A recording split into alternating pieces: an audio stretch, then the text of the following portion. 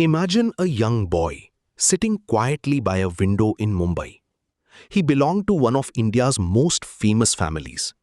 People assumed his future would be easy, comfortable, and filled with privilege.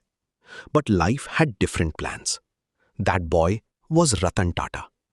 Born on December 28, 1937, Ratan Tata faced challenges at an early age. When he was only 10 years old, his parents separated. At a time when divorce was uncommon in India, it was emotionally difficult for a young child.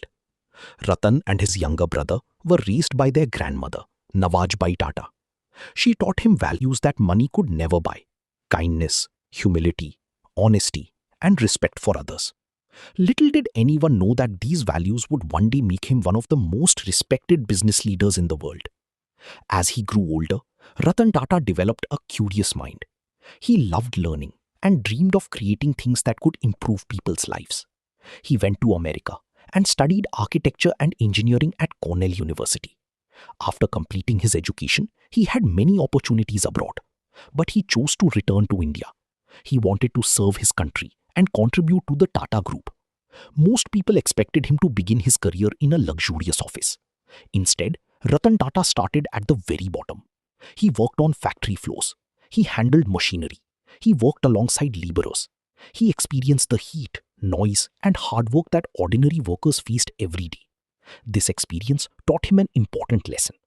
A true leader must first understand the people he leads. Years passed. In 1991, India was changing rapidly. The country was opening its economy to the world. At the same time, Ratan Tata became the chairman of the Tata Group. Many people doubted him. Some believed he lacked experience. Others thought he was too soft-spoken to lead such a massive business empire. But Ratan Tata never wasted time arguing with critics. He focused on his work. Step by step, he modernized the Tata Group. He united different companies under a common vision. He prepared them to compete on a global stage. Soon, the same people who doubted him began to admire him. One of the most famous moments in his life came in the late 1990s. At that time, Tata Motors was struggling. The company was losing money. Ratan Tata considered selling its passenger car business. He traveled to the United States and met executives from Ford. The meeting did not go well.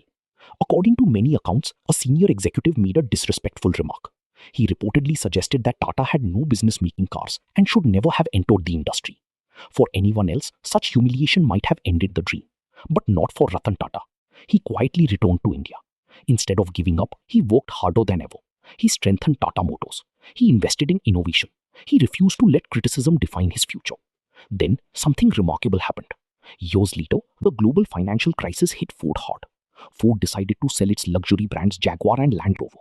In 2008, Tata Motors bought them. The same company that had once doubted Tata now sold some of its most valuable assets to him. It was a moment of poetic justice. Not because Ratan Tata sought revenge, but because he proved that determination can overcome humiliation. Another story reveals the compassion behind his leadership. One day, Ratan Tata saw a family of four riding on a scooter. The father was driving. The mother sat behind him.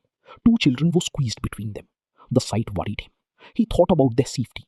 He wondered if there was a way to provide ordinary families with an affordable car.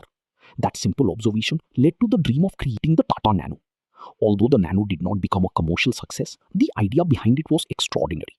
Ratan Tata wasn't thinking about profits. He was thinking about people. He wanted safer transportation for millions of Indian families. That was the kind of leader he was. Under his leadership, the Tata Group expanded across the world. The company acquired major international brands. Its reputation grew stronger year after year. But despite his success, Ratan Tata remained humble.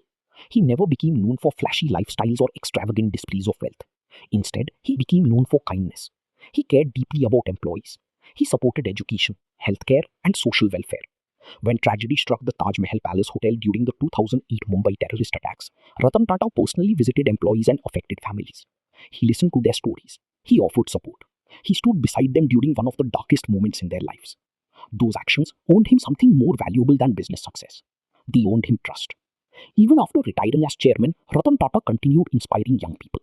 He invested in startups. He encouraged innovation. He mentored entrepreneurs. Many young founders saw him not merely as an investor, but as a guide. His wisdom helped shape a new generation of Indian business leaders. What made Ratan Tata special was not his wealth. It was his character. He showed that leadership is not about power. It is about responsibility. He showed that success is not measured only by profits. It is measured by the positive impact we leave on people's lives. Today, when people hear the name Ratan Tata, they don't just think of a businessman. They think of integrity. They think of compassion. They think of a man who never forgot his values, no matter how successful he became. And perhaps that is his greatest achievement. Because buildings may grow old, companies may change, fortunes may rise and fall, but respect lasts forever. Ratan Tata built more than a business empire. He built trust, and that trust became his greatest legacy. The end.